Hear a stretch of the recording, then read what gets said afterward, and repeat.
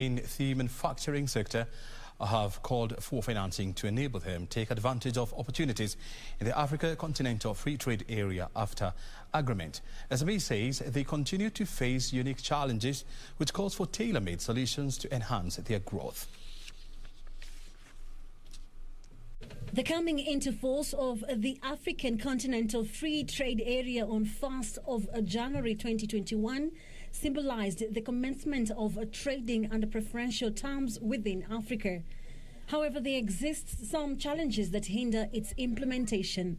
Some of these include underdeveloped transport and logistics network across the continent, overlapping membership to trade blocs, non-uniform order in the clearance of logistics, unfamiliar customs and administrative procedures, and transit policies of goods across different regional economic communities among countries with no functional trade arrangements. Speakers at a virtual African Continental Free Trade Area forum hosted by the Kenya Association of Manufacturers noted that SMEs face unique challenges, which calls for tailor-made solutions to enable them reap the full benefits of new trade opportunities in Africa to enhance their growth.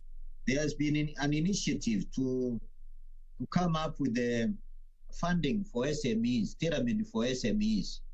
This currently some 7 banks signing up into this program. On the resource mobilization side, there will be 4 basic areas of getting this funding. There will be contribution by state parties. There will be grants, concessionary loans that will seek to get from Africa, from outside Africa, whoever wants to support this initiative to help people push on these challenges. We've come up with tailor-made solutions to be able to support them, handhold them, build their capacity to be competitive.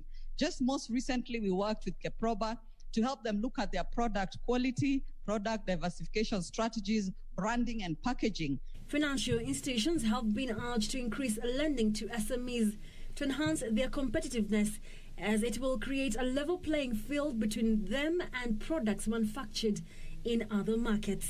Businesses will need more than cash. They will need skills. They will need experts to come and rework their systems. They will need people to come and train them in how to do things better than they had been doing before, or suddenly suffering because of competition. 8 financial institutions have